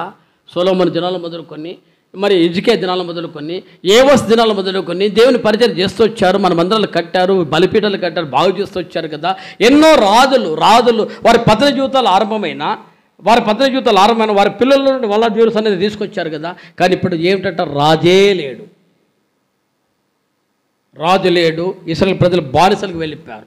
అంతే దేవుని యొక్క సన్నిధి నుండి. దేవుని సన్నిధి నుండి మనం పూర్తిగా కొట్టువేయబడిపోతే నీ కొరకు ప్రార్థన చేయబడి ఉండరు. అసలు నీ ప్రార్థన చేసినా కూడా విన్నాడు. సమేలు చేశాడు, ఆయన మంచి ప్రార్థన పడడం వాక్యం రాయబడింది 99:6 కీర్తనలో. ప్రార్థన చేయవల్లో సమేలు అని మనం మాట చూస్తాం. అలాంటి ప్రార్థనా పనులు చేసినా వినన్నాడు. 15 కూడా అంటాడు, వారు చేసినా కూడా నేను విననయ్యా, వారు చేసినా కూడా నేను వినను. దానియేలు చేసినా, తర్వాత సమేలు చేసినా, మోసే చేసినా, వారు ప్రార్థన చేసినా మీ పక్షాన్ని నేను వినను అన్నాడు. అంటే ఇక్కడ మేము ఇంతమంది మొరపెడుతూ వచ్చినా, సంఘం ఈ రీతిగా మొరపెడుతూ వస్తున్నా, సంఘం రేయింబలు మొరపెడుతున్నా, పలానా కుటుంబం, పలానా వ్యక్తి అని డాషెస్లో పెట్టి, అంటే స్టేజీల మీద పెట్టి ప్రార్థన చేస్తూ వచ్చినా, మీ ప్రార్థన లిస్ట్ ఇచ్చినా దేవుడు వింటాం. కారణం ఏమిటి? నీ జీవితం సరైనది కాదు. దేవునికి నీకు నువ్వు సరెండర్ కాలేదు. దేవునికి సరెండర్ కాలేదు. లోబడి జీవితం వచ్చేంత వరకు. ఏలీ ఇంటిలో కూడా అదే చెప్పాడు. 40 ఏళ్ళు ఆయన యాజకుడిగా ఉన్నాడు. అతని కుటుంబీకులు అంటే అహరోను కుటుంబంతో ఆరంభమైన యాజక ధర్మము ఆ ఇంటిలో ఆ రోజు వరకు, అంటే యాజక ధర్మం కొట్టివేసే దినం వరకు అతడు దేవుడు మాట్లాడుతూ వచ్చాడు. కానీ లోబడలే. ఈ రోజులో మన పిల్లలు బట్టి, మన భర్తలు బట్టి, మన కుటుంబాలు బట్టి తప్పదులేవయ్యా అనుకుంటే, మరి మార్కు 7:8-9 ప్రకారం మానవ సంబంధన భక్తిగా మార్చబడుతూ వస్తుంది. ఒక రోజు కొట్టివేయబడతాయి, దేవుని సన్నిధి నిలబడదు. అప్పుడు నీ ఫలం నిలబడదు. అందుకంటాడు పలించు తీగ 15:2-4 ప్రకారం మరి ఎక్కువగా ఫలించినట్లు పనికిరాని తీగలు తీసివేయాలి. ఆ పనికిరాని తీగలు తీసివేట్లో లోతును బయట పెట్టాడు. ఆ పనికిరాని తీగలు తీసివేట్లో మరి సమూయేలు ద్వారా మరి సౌలును బయటపడేశాడు. నువ్వు చేస్తావా? వాడు ఎలాంటి వాడైనా సరే నీ పనికిరావయ్యా, పనికిరావు. ఇప్పుడు ఇంకా చెప్పుకుంటూ పోతే చాలా లోపాలు కనపడుతూ వస్తాయి. కాబట్టి ఈ మధ్యాహ్నం పెళ్ళి ముగిస్తున్నా, నీతో దేవుడు మాట్లాడుతుంటే నీవు చెబుతున్నావా? మొదటి సమయాలు 3:16-17 ప్రకారం సమయాలు చిన్న పిల్లోడు తన ఇంటికి ఉంటున్న యాజక ధర్మాన్ని చేస్తున్న ఏలి కుటుంబానికి చెప్పాడు. అది పెద్ద దేవుని దాసుడైన ఏలికి చెప్పాడు. నువ్వు చెప్పక తప్పదు. ఇది తప్పు అని చెప్పాలి, ఇది తప్పు అని చెప్పాలి, నీ యథార్థతలో నువ్వు నిలబడాలి, ఇది తప్పు అని చెప్పాలి, అప్పుడే నువ్వు ఫలిస్తావు. అందరిని బట్టే అందుకే రాయబడింది మొదటి సమయాలు 3వ దేవుని యొక్క దాసునిగా మార్చబడుతూ వచ్చాడు సమయాలు. రండి 3:19 సమయాలు పెద్దవాడు కాగా ఎక్కువ అతనికి తోడై ఉన్నందున అతని మాటలు ఏది తప్పిపోలేదు. Number 1 point. నెంబర్ 2 సమయాలు ఎక్కువ ప్రవక్తగా స్థిరపడిన దాని మొదలుకొని బేర్షెబా వరకు ఇశ్రాయేలు అందరూ తెలుసుకుని ఊరికి బోధ చేసి అంటే నీ ఊరికి ప్రార్థన చేస్తున్నా యథార్థత ఉండాలి, కఠినమైన జీవితం ఉండాలి, అంటే నిలకడ జీవితం ఉండాలి. అది ఎట్లుందంటే నేను నా భార్య కదప్ప, నా పిల్లలు కదప్ప, నా కుటుంబం కదప్ప. నేను చెప్పాను కదా పేరు చెప్పనని ఆయన అన్నాడు. వాడు నా కొడుకయ్యా నేను ఎట్లా వాడిని పోగొట్టుకుంటాను అన్నాడు. వాడు నా కొడుకయ్యా నేను ఎట్లా వాడిని పోగొట్టు అంటే వాడు ఎట్లాంటి వాడు అంటే దుర్మార్గుగా పెరుగుతున్నాడు తెలిసి, అవధేడిగా పెరుగుతున్నాడు తెలిసి పరిచయం ఇచ్చాడు. ఆ కుటుంబం ఈరోజు దేవుని ఇంట్లో లేకుండా అయిపోయింది. సరికదా అన్నదమ్ములు కూడా సదాభిప్రాయాలు లేవు. వాళ్ళకంటే గొప్పలు కదమ్మా, వాళ్ళ ఇంట్లో దేవుని సేవ చేశారు, వాళ్ళ ఇంట్లో దేవుని పరిచర్య అభివృద్ధి అయింది. ఆయన చెప్పాడు నేను నా కుటుంబం సంఘం రా అన్నాడు, నేను నా కుటుంబం సంఘం అన్నాడు. అలాంటి కుటుంబం డెత్లో ఉన్నాయి ఆత్మీయ జీవితంలో. జాగ్రత్త, నీవు చెప్పక తప్పదు. అందుకంటాడు మొదటి సమయాలు 3:17 సెలవుచిన ప్రకారము 19 అంటాడు పెద్దవాడు సమయాలు కాగా ఎక్కువ తోడై ఉన్న అతని మాటలు ఏది తప్పలేదు, దేవుడు అతనితో తోడై ఉన్నాడు, నీకు తోడవుతాడు. నీ వల్ల దేవుని కుటుంబం బాగుపడుతుంది, సంఘం బాగుపడుతుంది, నీళ్ళు బాగుపడతాయి. మనం చూస్తే అపోస్తలుల కార్యంలో ముగిస్తున్నా 16వ అధ్యాయంలో ఇప్పుడు ఫర్ ఎగ్జాంపుల్ చెప్దాం 30-35 వరకు రాబడిన ప్రకారము ఇప్పుడు ఆ ఇంటికి పౌలు శీల తీసుకువెళ్ళారు. ఇప్పుడు ఆ ఇంట్లో అడుగు పెడితేనే ఇప్పుడు వాళ్ళు కొత్తలు కదా, అనుకుందాం మనము, వాళ్ళు కొత్తలు కదా, ఎవరు పోలీసులు. ఇప్పుడు ఆయన పరిచయం చేయాలి. ఎవరు? ఆ యొక్క శతాధిపతి తన కుటుంబానికి ఆయనే టచ్ చేయాలి. ఈయన చూడండి, ఈయన ఇలాంటి వాడు అని పరిచయం చేయాలి. అంటే నేను ఇలాగా మాటికి ఇట్లుంటి రాత్రి భయంకరమైన భూకంపం జరిగను, తలపలను తీయబడను, ఈ యొక్క పౌలు శీలలు బయటకు వెళ్ళక దేవునికి గణపరిచి ఆరాధన చేశారు, వాళ్ళయ్యా దేవునికి దాసులు, వారి మాట విందామన్నారు. అంటే నీ ప్రవర్తన మారి నీ పిల్లలకు నీ ప్రవర్తన చెప్పుకుంటే వారు మారుతారు. అది ఫలం. ఆ ఫలము కలిగి ఉంటే దేవుని సన్నిధికి రా. అదే చేశాడు. 2 3వది అప్పుడు మనం చూస్తాం అపోస్తలులు 16:30-35 వరకు ఆ రాత్రే బాప్తిసం తీసుకున్నారు. ఆ రాత్రి అంటే వారి ఇల్లందరూ రక్షణ పొందారు. అర్ధరాత్రి బాప్తిసం తీసుకున్నారు, అంటే వేకుజామున బాప్తిసం తీసుకున్నారు. అంటే దేవుని వాక్యానికి వారి హృదయం ఎంత భయముతో ఉందంటే ఆ భయము ఈరోజు ఎట్లా విడిచిపెడుతున్నాం, విచ్చలవిడికి తిరగడానికి విడిచిపెడుతున్నాం. మరి దుర్మార్గమైన పరిస్థితి ఏంటంటే మరి మనం ఒక మాట చాలాసార్లు చెప్పాం, అది మాట చూసుకుంటే మంచిది. 2వ రాజుల గ్రంథం 22వ అధ్యాయం 2వ రాజుల గ్రంథం 22వ అధ్యాయంలో 2-3 వచనాలు. 22వ అధ్యాయం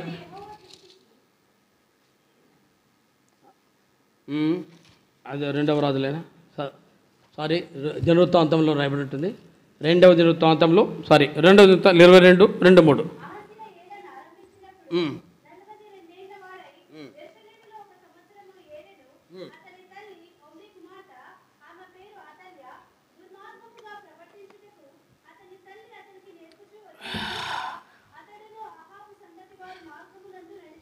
ఎట్లా అంటే దుర్మార్గంగా ప్రవర్తించుటకు అతని తల్లి అతనికి నేర్పుచూ వచ్చాను అని రాబడింది. అంటే ఏ సమాజంలో తిరుగుతున్నాడో ఆ సమాజంలో వాళ్ళని అలా పీడిచిపెట్టిందంట తల్లి. అందుకే 2వ మాట అంటాడు, అతడు ఆహాబు సంతతి వారి మార్గములందు నడుస్తాడు. అంటే వీరు ఎట్లా ఉన్నట్టు లోకస్తులతో తిరిగిపోతుంటే లోకస్తులతో అలా తిరిగి రౌండ్లో కలిసి వస్తుంటే బాగున్నారా రా భోంచేయి తప్ప మంచిది భోజనం పెట్టదని చెప్పాను, వాళ్ళకి తిండి బట్టేద్దని చెప్పాను. వారి దుర్మార్గుని గురించి చెప్తున్నావా? నీ తిండి బట్ట ఎంతైతే మర్యాదపూర్వకంగా పెడుతున్నావా? నువ్వు తిరిగే తిరగడము ఆ వాళ్ళతో తిరుగుతున్నావు చెడిపోతావు అని చెప్పింటావా? చెప్పుతున్నావా? చెప్పలేదంటే నీకంటే అవిశ్వాసం మేలు కదా, నీకంటే రక్షణ పొందిన వాడి మేలు కదా. ఇప్పుడు పోయి దేవుని ఎదుట నిలబడి అడుగుదామండి, ప్రభు నిన్ను పిలిచాడు, ఓకే వెళ్ళిపోయావు. నీ భర్తను పిలిచాడు, నీ కుటుంబాన్ని పిలిచాడు, లేదా నీ దగ్గర ఉన్న ఆత్మీయులను నీ బంధువులను పిలిచాడు. వాళ్ళ దగ్గర నిలబడి ఆ దేవుని సన్నిధి ఓ పక్క, నీ ఒక పక్క, నీ పక్కన నరకంలో పాల్పంచున్న నీ భర్త భార్య పిల్లలు ఒక పక్క నిలబడ్డారనుకో. అప్పుడు దేవుడు అడిగాడు, అప్పుడు అడుగుతాడు, ఏమా నీ ఇంటి వారి గురించి విచారణ ఏమిటి, ఎందుకు చెప్పావు? అప్పుడు ఏం చెప్తావు? వారి గురించి చేస్తున్నప్పుడు ఇది తప్పు అని చెప్పావా? ఎందుకని రాబడింది, దుర్మార్గ ప్రవర్తించిన తల్లి అతను నేర్పుచూ వచ్చాను కనుక అతడు ఆహాబు సంతతి వారి మార్గములందు నడిచాను అన్నాడు. అతడు ఆహాబు సంతతి వారిలో అతడు యెహోవా దృష్టికి చెడు నడత నడిచును అన్నాడు. అంటే ఏంటంటే ఏ నడతలో నడుస్తున్నా అలాగే విడిచిపెట్టింది తల్లి. నడుచు ఎప్పుడో దేవుడు మారుతాడంటే వానికి నువ్వు చెప్పకపోతే వాడు ఎప్పుడు మారుతాడేమ్మా? వాడు చెప్పకపోతే మారాడు. నీ భర్త అయినా, నీ భార్య అయినా, నీ కుమారుడైనా, నీ పిల్లలైనా, నీ చాలాసార్లు చెప్పావు, ఒక్క వ్యక్తిని బట్టి కుటుంబ రక్షణ పొందాలి, ఒక్క కుటుంబాన్ని బట్టి సంఘం ఘనత పొందాలి. ఆ కుటుంబం బట్టి సంఘం అవమానంగా వస్తుంది అంటే ఆ వ్యక్తిని బట్టి అవమానం వస్తుంది. నిన్ను బట్టి రోమ 2:24 ప్రకారం మనం అవమానంలోకి వెళ్ళిపోకమనిపి మధ్యాహ్నం వేళ ముగించుకునిపో ప్రభు నిన్ను టచ్ చేస్తున్నాడు, ప్రభు నిన్ను దర్శిస్తున్నాడు. సమూయేలుతో దేవుడు మాట్లాడినప్పుడు పిల్లోడైనా యథార్థంగా భోజనం చేశాడు. ఏమున్నా యథార్థం చెప్పాడు. 17-18 మనం చూసాం, 3:17-18 అతడు దేవునిలో ఏది మాట్లాడావు తూచా పుల్లు పోకుండా ఉన్నట్లు చెప్పాడు. అది చెప్పాడు. హెచ్చుకెళ్ళి అట్లా చెప్పాడు. ఇర్మియా అదే చెప్పాడు. వాళ్ళు ఫలించలేకపోయారు, దుర్మార్గం చేశారు, వారి మనసు కఠినమని తెలిసింది. వారి జీవితం దౌర్భాగ్య జీవితాలు ఉన్న తప్పకుండా చెప్పారు. నువ్వు మారాలి, నీ ప్రవర్తన మారాలి, నీ నడత మారాలి, నీ జీవితం మారాలి. వారు తిండేటప్పుడు కూడా చెప్పు ఇది తప్పు అని చెప్పు. వారి బట్టలు వేసేటప్పుడు కూడా చెప్పు ఇది తప్పు అని చెప్పు. అయ్యా నేను దేవుని నమ్ముకున్నా, దేవుని ఎదుట నేను ఇప్పుడు చచ్చిపోతే నేను నా లెక్క చెప్పాలి. ఇప్పుడు అబ్రాహాం వెళ్ళాడు అనుకో, ముగిస్తున్నాం మనము. అబ్రాహాం వెళ్ళాడు, లోతు అక్కడ ఉన్నాడు, అతని భార్య పిల్లలు ఉన్నారు. ఇప్పుడు దేవుడు అడిగాడు అనుకో, అబ్రాహాం గారు నువ్వు మాట చెప్పిన 18వ అధ్యాయంలో 17, 18, 19 ప్రకారం నేను చేసే కార్యం నీకు చెప్తాను అన్నావు, చెప్పాను. నీవేం చేసావంటే అతడు అంటాడు, ప్రభా అతనికి నా ఎదుటినప్పుడల్లా వాక్యం చెప్పాను. అతను లోపల 13వ అధ్యాయంలో అతను వదులుకున్నా కూడా అతని కొరకు ప్రాణం చేస్తూనే ఉన్నా అతను మారలేదు సరికదా. ఏమయ్యా ఇప్పుడు అదే లోతు నిలబెట్టి అతని భార్య పిల్లల్ని పెట్టి ఇప్పుడు అడిగాడు అనుకో. అందుకే అతని మనసు ఎలా ఉందంట, 2 పేతురు 2వ అధ్యాయం 8-9 మనం చూసినప్పుడు అతడు తన దినదిన నీతిగల మనసు నొప్పించుకున్న కుటుంబం బాగుపడలేని దౌర్భాగ్యతలు వెళ్ళిపోయినాయి. అప్పుడు అంటాడు అబ్రహాం, నేనైతే అతని గురించి చెప్పాను, లోబడలే, విడిచిపెట్టేశాను. మొదటి సమయాలు 15 ఆఖరి వచనం 16 మొదటి వచనం ప్రకారము నేను విడిచిపెట్టేశాను. నా తప్పు కాదు, భార్య నా భర్త అని చెప్పుకు తప్పదు. నీ వారితోగానే ఉండి ఇప్పుడు బలలో పాల్పంచున్నావు అనుకో, ఈ సెలవులో ఉండి నేనైనా మనమైనా ఉన్నామనుకో, దేవుడు నిన్ను అడుగుతాడు నీ ప్రవర్తన ఎట్లా. సమయాలు బాలుడండి, వాడు 5 ఏళ్ల ప్రాయం కలిగిన వాడు యథార్థంగా చెప్పాడు, లోబడ్డాడు. నేను అతనితో మాట్లాడి అతను ప్రవక్త స్థిరపరిచి అతని ద్వారా దేవుని కార్యాలు చేశాను. మరి నీ ద్వారా చేయాలనుకుని ఉన్నావా అని అనుకుంటాం కదా. రాజు లేని యాజ సమూలు దేవుని సొత్తైన ప్రజలుగా నీవు నన్ను చేసా ఉన్నాం. ఆ యాజకులుగా నేను నన్ను చేస్తుంటే ఆ స్థానంలో నిలబడది నీవు ఎంత క్రియారూపులు ఉంటున్నాయి. కాబట్టి ఇది వ్యక్తిగతం. మన జీవితంలో కూడా ఎన్నిసార్లు విని కూడా నువ్వు లోబడకపోతే, అందుకంటాడు నేను అది విసర్జించాను. మరి 16 మొదటి సమయంలో 16:1-2 ప్రకారం విసర్జించే స్థితిలోకి రావద్దు. విసర్జించిన తర్వాత నీ ఫలము ఎంత మాత్రం ఫలించావు, నీ ఫలము నిలిచి ఉండదు. అది హెచ్కేల్లో తర్వాత ఇర్మియా చాలా ఉన్నాయి, కానీ తీసుకున్నాం రెఫరెన్స్లు చదవడానికి మన స్వామించాలి, ఇప్పటికే టైం అయింది. అంతగా వారు చేసిన లాస్ట్కి అంటాడు, ఇంకా నేనేం చేయను ప్రభువా, ఇంకా వారు బ్రతికే తను ఇర్మియా చేతులు వదిలిపెట్టాడు. ఇంకా నేనేం చేయను ప్రభువా, నేను వారు దాపు బాలుడుగా ఉండ మొదలుకొనంటే 1వ అధ్యాయం 5 నుంచి రాబడి ప్రకారం బాలుడు అనవద్దు, నేను ఇది మాట్లాడుతున్నాడు, నీకు తోడే ఉంటాను. 9, 10 వచనాల ప్రకారం అతడు తాను బ్రతికున్నంత వరకు దేవుని యొక్క వాక్యం చెప్పిన లోబడకపోతే ప్రభావి పరిస్థితి ఏమిటంటే ఇంతే అన్నాడు. బబులోను పట్టబడ్డారు. వారికి విడుదల వస్తుందంటే మరి ఇర్మియా 25వ అధ్యాయంలో బయలుపరిచాడు. ఒక వ్యక్తి యొక్క స్థితి అంటే అతడు ఎంత యథార్థంగా దేవుని సేవ చేశాడో మనమైనా ప్రభు కొరకు నిలిచి ఉండాలి. అప్పుడే నీ వల్ల సంఘం, అప్పుడే నీ వల్ల పరిచర్య, అప్పుడే నీ వల్ల కుటుంబాలు అప్పుడే నీ వల్ల ఫలాభివృద్ధి అంటే ఆత్మీయ ఫలాభివృద్ధి వస్తుంది. ఇట్లే ఉంటా నా జీవితం ఇంతే ఆల్ ఇన్ వన్ అంటే నేను ఒక్కరిని నిలబడిపోతా నాతోనే ఉంటానంటే నువ్వేం చేయలేవు, నీ వల్ల లాభం ఉండదు సరికదా. అందుకంటాడు అయ్యా మొత్తం 25 ప్రకారం పనికిరానోడు అన్నాడు, 26 ప్రకారం సోమరి అన్నాడు, 30 ప్రకారం చెడ్డవాడు అన్నాడు. నీవు చెడ్డవాడుగా సోమరిగా పనికిరానోడుగా మార్చబడుతూ వస్తావు. ఈ స్థితి నీలో ఉండకూడదు, ఈ స్థితి నాలో ఉండకూడదు. దేవుని పరిచర్యకు తగినంతగా చేస్తూ రావాలి, లోబడుతూ చేస్తూ రావాలి. నేను ఉన్నాను నన్ను పంపు, యెషయా 1:8 ప్రకారం నేనున్నాను నన్ను పంపు, నేనే నీ పని చేస్తా. ఈ మాట తేలిక చేయాలి. ఇలా చేస్తూ వస్తే నీ ద్వారా సంఘము బాగుపడతాయి, నీ ద్వారా అనేక ఆత్మలు ప్రభు దగ్గర తీసుకొస్తాయి, అప్పుడు ఫలం వస్తాయి. ఇది ఆత్మీయ జీవితంలో. తర్వాత చాలా ఉన్నాయి ఫలాభివృద్ధి, ప్రభు చిత్తం, మళ్ళీ ప్రభు అనుకూలమైన అనుభవం తీసుకొచ్చి ఆ సమయంలో దేవుని తనతో మాట్లాడుతూ వస్తాం. ప్రభు అట్లా సిద్ధపరిచినట్లు మనం సిద్ధపడినట్లు పరీక్షించుకొని బలలో పాల్పొంది వస్తాం. మనం ఎలాంటి వారుగా ఉన్నాం, ఫలమిచ్చి వారుగా ఉన్నామా, మనము నీతిగల మనసు కలిగి ఉంటున్నామా, మరి ఎలా ఉంటున్నా నమ్మకం మనసు కలిగి ఉన్నామా, మన మనసాక్షి కపటముగా కనబడుతుందా, ఎట్లా ఉంటున్నా దేవుని కొరకు నిలబడి తోస్తాం. సమయం లోబడినట్లు యథార్థంగా దేవునికి నిలబడగలమా, ఇర్మియా లోబడినట్లు లోబడగలమా, హెజ్కేలు నిలబడినట్లు లోబడగలమా, దానియేలు వల్ల నిలబడగలమా? అలాంటి అనుభవాలు కలిగినప్పుడే మనము దేవునికి యథార్థంగా ఉంటాం. లేదా 2వ దినవృత్తాంతంలో 22 ప్రకారము 22:2-3-4 ప్రకారము మనమే దుర్మార్గంగా విడిచిపెడుతున్నామా పరీక్షించుకుందాం. మన జీవితాల్లో దేవునికి అవిధేయత చెప్తున్నామో దాన్ని ఒప్పుకొని విడిచిపెట్టి సామెతలో రాబడిన ప్రకారం 8:13 ప్రకారం దేవుని ఎదుట ఒప్పుకొని యథార్థమైన జీవితాల్లో కలిగి ప్రభు కొరకు నిలకడగా ఉండి 32:5 ప్రకారం మన దోషులు క్షమించబడిన వారమై ప్రభు పాల్పొందినట్లు ప్రభు సాయం చేయను కాక తలలో